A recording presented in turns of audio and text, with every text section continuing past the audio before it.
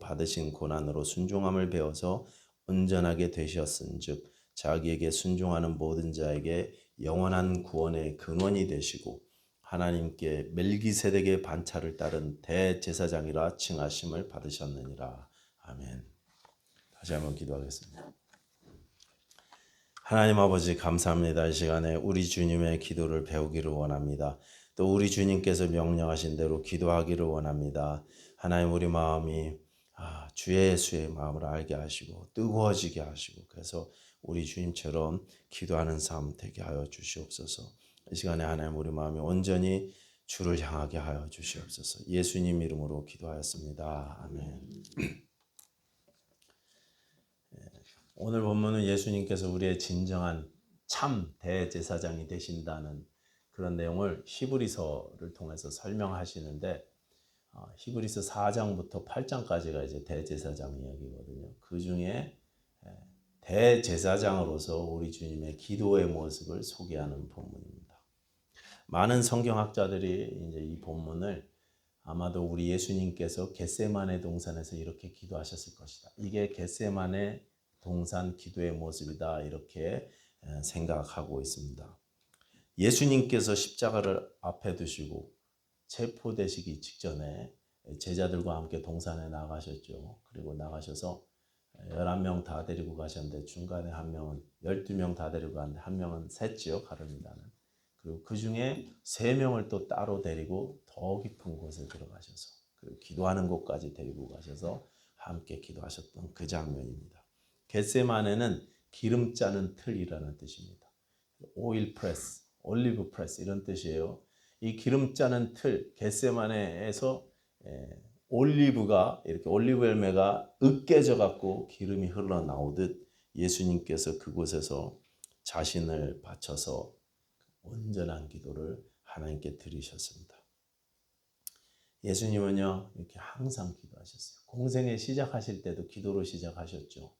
그때도 목숨 건 기도를 하셨습니다. 40일을 금식 기도하시면서 공생애를 시작하셨어요. 그런데 공생애를 마칠 때도 다시 겟세마네에서 목숨 건 기도를 하시는 것입니다. 예수님은 사역을 기도로 시작하셨고 기도로 마치셨습니다.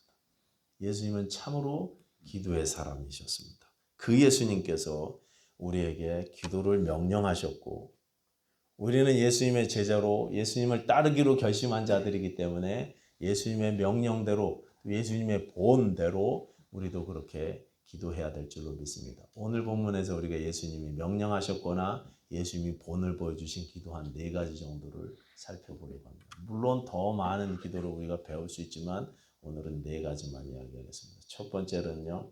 깨어있는 기도입니다. 깨어있는 기도. 마가복음 14장 34절 보시면 이 겟세마네 동산 기도를 설명하시면서 거기에 이렇게 되어 있습니다. 말씀하시되 내 마음이 심히 고민하여 죽게 되었으니 너희는 여기 머물러 깨어있으라 하시고 여기 머물러서 깨어있으라 3명만 따로 데리고 가셔서 그래서 예수님이 기도하시던 그곳에서 너희는 여기에 잠깐 있어라 여기서 깨어 있어라 이렇게 명령하셨어요. 그러면서 당신은 좀 더 나아가셔서 따로 기도하셨습니다. 무릎을 땅에 대시고 얼굴을 땅에 대시고 무릎을 꿇고 엎드리셔서 그렇게 간절히 기도하셨어요. 깨어서 깨어 있어라 이렇게 말씀하셨는데 깨어 있어 뭐 하라는 뜻입니까? 예수님 기다리면서 깨어갖고 뭐 이야기하라 의논해라 서로 게임해라 이런 뜻이 아니죠. 깨어서 너희도 기도하라 이런 뜻이었습니다. 뒤에 보면 바로 이렇게 말씀이 나옵니다. 돌아오사 제자들이 자는 것을 보시고 베드로에게 말씀하시되 시몬아 자느냐 네가 1시간도 깨어있을 수 없더냐 시험에 들지 않게 깨어있어 기도하라 이렇게 말씀하셨습니다. 깨어있으라는 말은 곧 기도하라는 명령이었습니다. 이렇게 예수님께서 2번, 3번 제자들에게 다시 오셔서 깨어있으라고 기도하라고 그렇게 말씀하시면서 같이 기도하자고 부탁하셨습니다. 근데 여기 깨어있으라는 말은 단지 우리가 몸이 잠자지 말아라 이런 뜻이 아니죠. 육체적으로 깨어있으라 이런 뜻이 아닙니다. 그것보다 더 중요한 영적 의미가 있겠죠. 영적으로 깨어있으라 이런 뜻입니다. 육적으로는 지금 다 자는 시간이에요. 그래서 자는 게 정상입니다. 그 시간에 최후의 만찬을 마치시고 많은 다락방 강화라고 설교들을 하시고 가르침을 주시고 세족식도 하시고 그리고 나서 찬미하시면서 감람산으로 가셨거든요. 예배하시면서 감람산으로 가셨는데 그게 모르긴 몰라도 밤 12시가 한참 넘었을 시각이고 그러고 나서 점점 더 시간이 깊어질 때 이제 새벽이 가까울 때 그때 예수님께서 기도를 시작하셨습니다. 제자들은요, 그러니까 저녁 때부터 그때까지 예수님과 같이 있으면서 한숨도 못 잤을 것입니다. 예수님도 한숨도 안 주무셨을 거예요. 그러니까 깨어있는 게 어렵죠. 육체적으로 깨어있는 시간이 아닙니다. 다 자야 될 시간임에도 불구하고 예수님께서는 깨어있어라 이렇게 말씀하셨습니다. 이 말은 곧 우리가 영적으로 깨어있어야 한다는 것을 의미하시는 말씀인 것입니다. 우리가 영적으로 깨어있게 되면 기도할 때를 알게 됩니다. 기도할 때를 안다. 이게 깨어있는 것입니다. 여러분 깨어있지 못하면 영적으로 잠들어 있게 되면 그 사람은요 기도의 필요를 느끼지 못합니다. 내가 기도해야 되겠다. 오늘 내가 집에서 못하니까 교회 잠깐 들러서라도 기도하고 가야 되겠다. 아무래도 안 되겠다. 저 주차장 맥도날드 주차장에서라도 기도하고 가야 되겠다. 이런 마음이 시시각각 우리에게 들어와야 되는데 하나님이 이렇게 시그널을 주실 때 너 기도해라 그럴 때 우리가 이렇게 결심하고 그걸 받고 가서 기도할 수 있어야 되는데 우리가 그냥 잠들어 있으면은요 기도의 필요를 못 느끼는 것입니다. 기도해야 된다고 생각하지 않습니다. 그냥 무감각하게 지나가 버려요. 하나님께서 우리의 삶을 통해서 우리와 대화하기를 원하신다는 사실을 아시죠? 하나님이 우리 기도를 듣기 원하신다는 사실 여러분 잘 아십니다. 그분께서 우리에게 기도하라고 지금이 기도해야 될 때다 이렇게 말씀하실 때 여러분이 깨어서 캐치하실 수 있게 되기를 바랍니다. 그래서 어느 곳이든지 어떤 상황에서든지 잠깐 멈추고라도 기도하실 수 있게 됐으면 좋겠습니다. 기도에 예민하십시다. 두 번째는요. 중보기도입니다. 중보기도. 아까도 말씀드렸지만 4장부터 8장까지 히브리서는 예수님의 대제사장 되심을 설명하는데 그 첫 구절이 이렇게 되어 있습니다. 4장 14절인데요. 제가 읽어볼게요. 그러므로 우리에게 큰 대제사장이 계시니 승천하신 이곳 하나님의 아들 예수시라. 우리가 믿는 도리를 굳게 잡을지어다. 우리에게 있는 대제사장은 우리의 연약함을 동정하지 못하시리가 아니요 모든 일에 우리와 똑같이 시험을 받으시니로되 죄는 없으시니라. 그러므로 우리는 긍휼하심을 받고 때를 따라 돕는 은혜를 얻기 위하여 은혜의 보좌 앞에 담대히 나갈 것이니라. 은혜의 보좌 앞에 담대히 나가서 우리가 뭐합니까? 기도하죠. 그런데 여기 우리에게 큰 대제사장이 계시는데 승천하시니라 이렇게 설명해요. 갑자기 승천하신 예수님을 설명합니다. 왜 그렇습니까? 승천. 여러분 우리 예수님께서 하늘로 오르시는 이 장면은요. 구약의 대제사장이 1년에 한 번 지성소에 들어갔죠. 지성소에 제물의 피를 가지고 들어가는 그 장면과 똑같습니다. 예수님께서 하늘 성소 가운데 하늘로 올려주셔서 하늘의 문을 여시고 하늘 성소 가운데 자신의 피를 가지고 대제사장이 하나님의 임재의 상징이었던 법궤가 있는 지성소로 들어간 것처럼 하나님이 계시는 그 보좌로 예수님께서 올라가신 것, 그것이 승천입니다. 예수님의 대제사장 되심을 증명해 보이시는 것이 승천이었던 것입니다. 예수님께서 대제사장 되시기 때문에 그렇게 하셨다는 것입니다. 그러면서 이 대제사장 되시는 예수님을 창세기 14장에 아브라함을 축복했던 멜기세덱과 비교하고 있어요. 갑자기 뜬금없이 멜기세덱 이야기가 나옵니다. 그러면서 멜기세덱 이야기는 너희가 이해하기 어렵다 이렇게 말씀하시면서도 7장 가서 보면 자세하게 멜기세덱 이야기를 하십니다.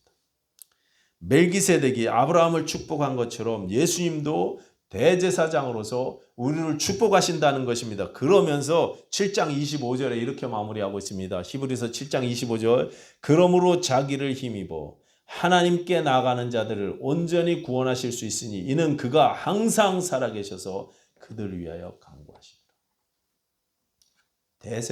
대제사장으로서 항상 그들을 위해서 간구하신다 이렇게 말씀하십니다. 지금도 우리 주님께서 하나님 보좌 우편에서 우리를 위해서 기도하시는 줄로 믿습니다.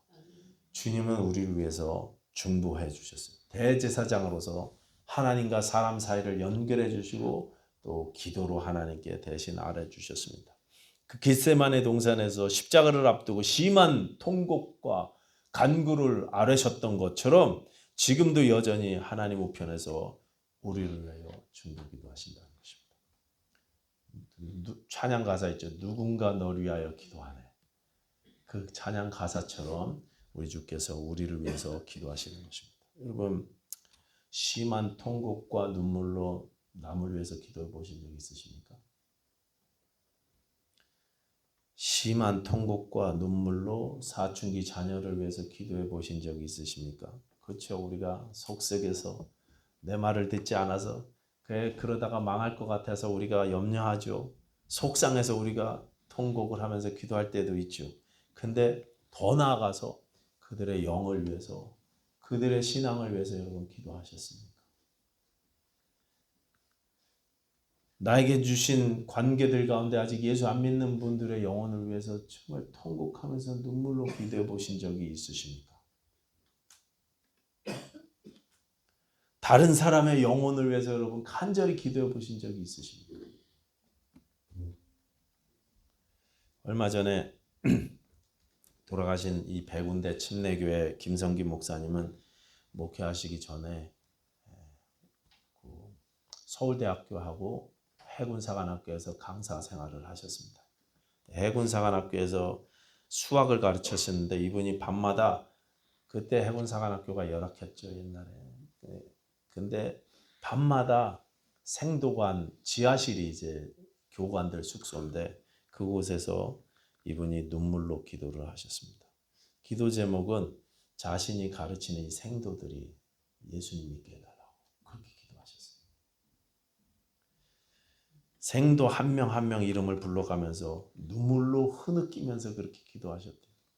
어느 날부턴가 이 4학년 생도들은 밤에 좀 여유가 있어서 잠 안 자도 되잖아요. 4학년들은 1, 2, 3학년들은 칼같이 점호 끝나면 자야 되지만 4학년들이 밤에 이렇게 놀면서 말이죠. 이렇게 잠을 안 자고 있다 보니까 기숙사, 그러니까 생도관 지하실에서 사람이 흐느끼는 소리가 들리는 거예요. 취침 시간인데 가까이 가서 들어보니까 이 김선기 교관님이 울면서 기도 같은 것을 합니다.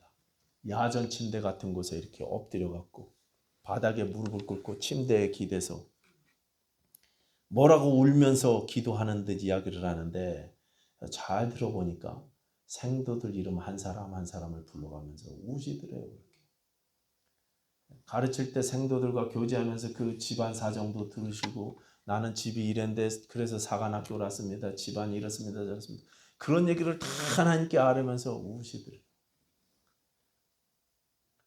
거기 제가 지난번에 설명드린 김혁수 장로님이 그분이 이렇게 가서 들어보니까 자기 이름도 부르면서 기도하더래요. 우리 김혁수 생도가 예수 믿어야 됩니다. 그 집안이 예수 믿어야 됩니다. 그래서 그 다음날 찾아가서 나에게도 예수님 전해달라 그러고 예수 믿기로 결심하시고 그날부터 예수님 믿는 삶을 사셨어요. 그때 4학년 생도 중에 많은 분들이 예수님을 영접했고 그들을 통해서 하나님께서요 해군 사관학교에 나아가서 해군 전체에 부흥을 주셨어요. 해군이 대한민국 해군이 손원일이라는 분이 신앙인을 통해서 민간에 돈을 걷어서 시작했거든요. 배 한 척 없었는데 그분들이 돈을 모으고 기도하면서 시작했어요. 그 얘기를 듣고 감동을 받아서 이승만 박사님이 자기의 돈을 들여갖고 그래갖고 합쳐갖고 배 한 척 사서 시작한 게 해군이었어요. 신앙 위에 기도 위에 시작된 게 대한민국 해군이어서 해군에 신앙인들이 많기는 했지만 그 이후에 이런 분들이 이렇게 눈물로 씨앗을 뿌렸던 분들이 있었기 때문에 그런 놀라운 부흥의 역사가 있었습니다. 지금도 많은 분들이 대한민국 육군, 공군 다 그렇지만 해군에 특별히 신자들이 많습니다. 눈물의 중보기도가 있었기 때문에 우리 주님은 심한 통곡과 눈물로 우리를 위해서 그렇게 기도하셨습니다. 자신의 신세가 힘들어갖고 눈물을 흘리신 게 아니에요. 내가 이렇게 십자가를 지는 게 억울해서 눈물을 흘리시고 통곡하신 게 아닙니다. 땅에 죄로 죽어가는 영혼들을 위해서 이렇게 기도하신 것입니다. 저를 위해서, 여러분들 위해서. 우리 예수님처럼 모세도 그렇게 자신의 생명을 바쳐서 중보기도 하셨죠. 아시죠? 금송아지 사건으로 다 죽어갈 때 하나님이 다 제하고 너를 통해서 내가 다시 민족을 일으켰다 그랬을 때 모세가 이렇게 기도합니다. 이제 그들의 죄를 용서하여 주시옵소서. 용서하지 않으시려거든 부디 주께서 기록한 책에서 내 이름을 제해 주십시오. 우리 예수님처럼 바울도 그렇게 중보기도 했습니다. 나의 형제고 고륙의 친척을 위하여 내 자신이 저주를 받아 그리스도에게서 끊어질지라도 원하는 바로다. 그리스도에서 내가 차라리 끊어지면 차라리 끊어지겠습니다. 내 형제들을 구원해 주십시오. 우리 유대인들을 구원해 주십시오. 중보기도 하는 것입니다. 영혼 구원을 위한 이런 간절한 기도가 우리에게 회복돼야 되지 않겠습니까?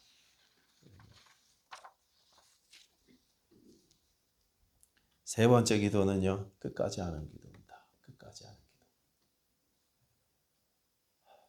예수님은 하나님의 뜻을 이미 알고 계셨습니다. 이 땅에 오실 때 우리 주님이 왜 오셨는지 알고 계셨습니다. 그 하나님의 뜻에 자기 뜻을 마치기 위해서 예수님이 기도하셨어요. 평생 그 일을 위해서 사역하셨는데, 그런데 하나님의 뜻을 몰랐을 리가 없습니다. 아십니다. 그래서 예수님의 기도 처음 부분이 원하시면 이 잔을 내게서 옮겨달라고 기도했지만 나중에 기도가 바뀌잖아요. 인간 예수님의 원은 십자가라는 이 잔이 옮겨지는 것이었습니다. 그런데 예수님의 기도가 거기서 멈추지 않고 끝까지 나아가더라는 것입니다. 나의 원대로 마옵시고 아버지의 뜻대로 아버지의 원대로 되기를 원하나이다. 여러분, 우리의 기도가요 대부분이 앞에서 끝납니다. 나의 원은 이렇습니다. 하나님 내 원대로 해주시옵소서. 가능하면 좀 이렇게 해주시옵소서. 하나님 나에게 능력을 주셔서 내 원이 내 소원이 이러니까 내 소원 좀 들어주십시오. 우리가 이렇게 기도를 끝냅니다. 그러나 주님의 기도는 끝까지 갔습니다. 거기서 끝나지 않습니다. 아버지의 뜻까지 가는 것입니다. 내 뜻이 하나님의 뜻에 맞춰질 때까지 심한 통곡과 눈물로 그렇게 간구하셨습니다. 여러분, 일단 기도하십시다. 하나님이 내 기도를 바꿔주실 때까지 계속 기도하십시다. 응답해 주실 때까지 기도해 보십시다. 내 마음을 바꿔주셔서 다른 기도가 나올 때까지 부르짖어 보십시다. 우리도 심한 통곡과 눈물로 기도할 수 있게 되기를 바랍니다. 여러분, 내 가정을 위해서 내 자녀를 위해서 누가 기도해 줄 수 있겠습니까? 누가? 엄마가 기도하지 않고 아빠가 기도하지 않으면 누가 기도할 수 있습니까? 여러분? 누가 내 자식을 위해서 울 수 있어요? 우리 21세기 침례교회 성도님들이 아니면 누가 우리 교회를 위해서 울어요? 제가 가끔 듣는 유명한 목사님, 아주 훌륭한 목사님이 설교를 제가 유튜브를 가끔 듣는데 참 설교도 은혜스럽게 잘하시죠. 그분 참 좋습니다. 근데 이분이 기도에 관한 설교도 몇 편 하셔서 제가 얼마 전에 한번 들어봤습니다. 들었는데 듣다가 그냥 멈췄습니다. 제목이 이렇게 돼 있어요. 제목이 기도는 하나님을 향한 인간의 넋두리가 아닙니다. 이렇게 돼 있더라고요. 그러니까 이게 뭐 교제를 강조하는 기도인가 보다. 대충 우리가 제목 들으면 알잖아요. 이 정도까지는 그냥 괜찮았는데 또 다른 설교에 제목이 이렇게 붙어 있더라고요. 똑같은 기도를 들어주실 때까지 반복하지 마세요. 그렇게 제목을 붙여놓고 아래 부제로 똑같은 기도를 매일 반복하는 것은 우상숭배자들의 기도법입니다. 이렇게 써놨더라고요. 물론 이게 이제 유튜브로 올리는 분들이 조회수를 늘리기 위해서 좀 자극적으로 제목을 쓰는 경향도 있습니다. 그래서 제가 대충은 한번 들어보기는 했어요. 그걸 강조한 내용은 아니었지만 이런 언급이 있긴 있더라고요. 여러분, 저는 이런 제목이나 이런 내용에 동의하지 않습니다. 기도에 대해서. 우리가 처음부터 하나님의 뜻을 잘 알아서 하나님의 뜻을 이렇게 딱 기도할 수 있는 사람, 하나님 나라와 그의 의를 위해서 바로 기도할 수 있는 사람은 없습니다. 예수님도 처음에는요 자신의 뜻을 기도하셨어요. 일단은 내 소원과 내 간구를 올려드리는 것이 시작입니다. 시작이에요. 그게 넋두리든 신세한탄이든 아니면 기복적인 기도든 축복 타령이든 상관없습니다. 주세요 주세요 주세요 하는 기도도 상관없습니다. 일단 부르짖는 게 중요한 것입니다. 일단 하나님 앞에서 기도하는 게 중요해요. 내 아버지 되시는 그분 앞에 모든 것을 다 기도할 수 있는 게 중요해요. 하나님께 부르짖고 하나님께 신세한탄하고 하나님 앞에 내 넋두리를 풀어놓는 것은 너무나 중요합니다. 하나님께서 다 들으십니다. 그리고 우리 기도에 응답하셔서 때론 기도를 바꿔주시기도 하십니다. 일단 시작하는 것이 중요합니다. 그리고 나서 끝까지 가는 거예요. 응답해 주실 때까지, 대답을 주실 때까지, 바꿔주실 때까지 끝까지 가는 것입니다. 그 응답을요, 어떻게 해주실는지 우리가 잘 모릅니다. 어떻게 응답해 주실지 몰라요. 예수님의 기도 응답은 오늘 본문에는 이제 들으심을 얻었느니라 이렇게 돼 있잖아요. 히브리서 5장 7절 들으심을 얻었느니라 이렇게 돼 있는데 응답 받으셨는데 예수님은 십자가에서 죽으셨습니다.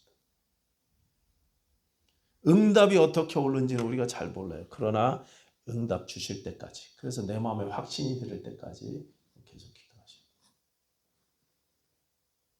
반복하고 100번을 반복해서라도 기도하는 것입니다. 여러분, 이것은 우상 숭배가 아닙니다. 하나님은 우리 기도를 듣기 원하십니다. 그러니 여러분 일단 기도를 시작하십시다.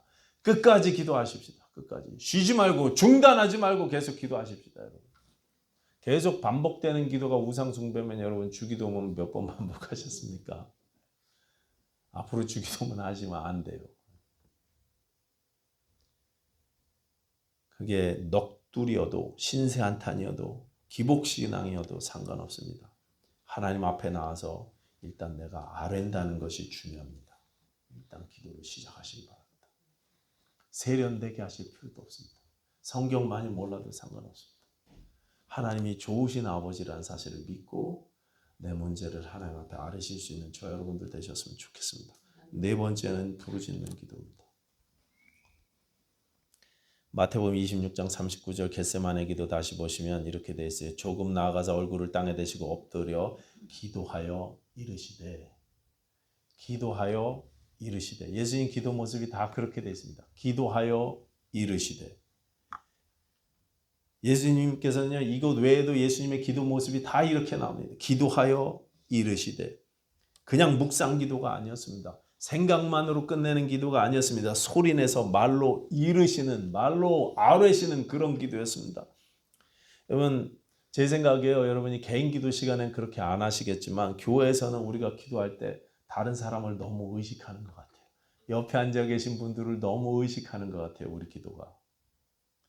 그래서 이제 예의를 갖추고 옆에 사람 신경을 쓰다 보니까 소리내서 잘 기도를 못하는 것 같아요. 사람들이 나를 어떻게 생각할까 이거 의식을 많이 하죠. 그런 것 같아요.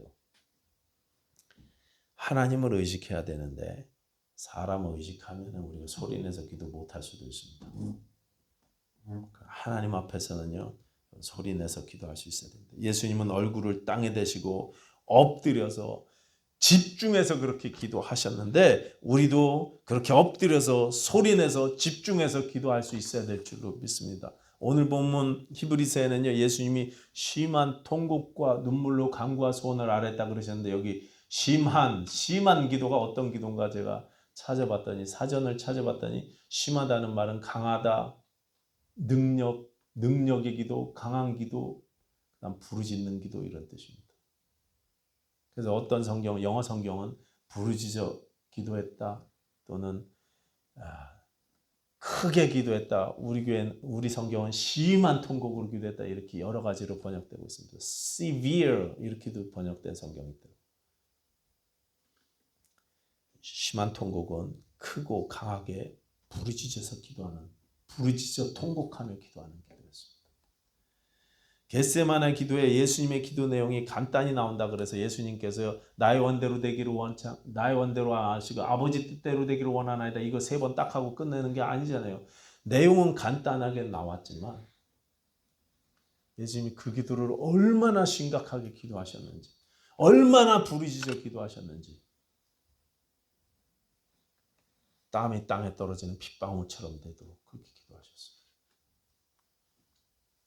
두 번까지 그렇게 기도하시고 세 번째 기도는요, 성경에 세 번째는 기도의 내용이 나오지 않고 세 번째도 같은 내용으로 기도하셨다 이렇게만 나옵니다. 여러분, 성경에 반복적으로 기도 내용이 나오지 않고 그걸 그냥 그렇게 같은 내용으로 하셨다 이 말을 쓰는 이유는 두 번째까지 예수님께서 온 힘을 다해서 시비어하게 진짜 심각하게 부르짖어 기도하셨는데 세 번째는 확신이 드셨다는 그런 뜻입니다. 이제는 확신 가운데 기도하셨어요. 확신이 될 때까지 끝까지 부르짖어서 그렇게 기도하신 것입니다. 우리가 조용히 기도할 수 있습니다. 잠잠한 기도, 묵상 기도, 하나님이 그런 기도도 들으십니다. 그러나 때로 부르짖어야 될 때가 있습니다. 부르짖어야 될 때가 있어요. 너는 내게 부르짖으라 그렇게 말씀하고 계십니다. 지금이 그때가 아닌지 여러분 판단해 보십시오. 우리 예수님의 기도 모습을 보면 잠잠한 기도보다 부르짖는 기도를 더 많이 하신 것 같아요. 십자가를 앞두고 우리 주님께서 부르짖으셨어요. 그 가장 중요한 사역을 앞두고 부르짖으셨습니다. 여러분, 소리내어 기도하는 것이 부끄러운 게 아니잖아요. 이 소리내서 기도하는 거, 와 기도하는 게요. 다른 사람은 어떻게 생각하든 하나님이 부끄럽게 생각하지 않으세요. 너 왜 그렇게 기도하냐고 뭐라고 안 하십니다. 이런 기도는 광신자들의 기도가 아닙니다. 하나님께서 자녀들이 그렇게 간절히 기도하는 것을 원하십니다. 부르짖어 외치시기 바랍니다. 사람 의식하지 마시고 하나님을 의식하셔서 집중하셔서 그렇게 부르짖으시기 바랍니다. 장소가 없다면 차에서라도 그렇게 하십시오.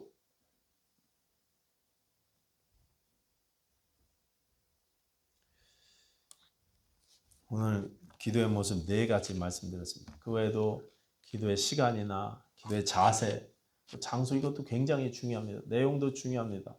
근데 일단 이 4가지 오늘 말씀드린 것, 깨어있는 기도, 눈물의 중보기도, 끝까지 하는 기도, 부르짖는 기도, 여러분 명심하시기 바랍니다. 명심하시고 일단 기도를 시작하실 수 있는 저와 여러분들 되셨으면 좋겠습니다. 기도하겠습니다.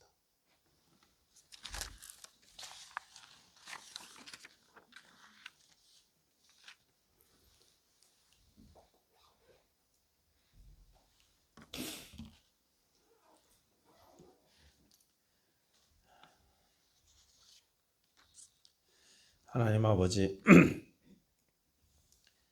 우리가 우리의 영이 깨어있기를 원합니다. 항상 깨어있으라고 말씀하셨으니 깨어 기도하는 저희들 되게 하여 주시옵소서. 또 하나님, 잃은 영혼을 위해서 우리 예수님의 마음으로 또 중보 기도할 수 있는, 간절하게 기도할 수 있는 우리 성도님들 다 되게 해 주시옵소서.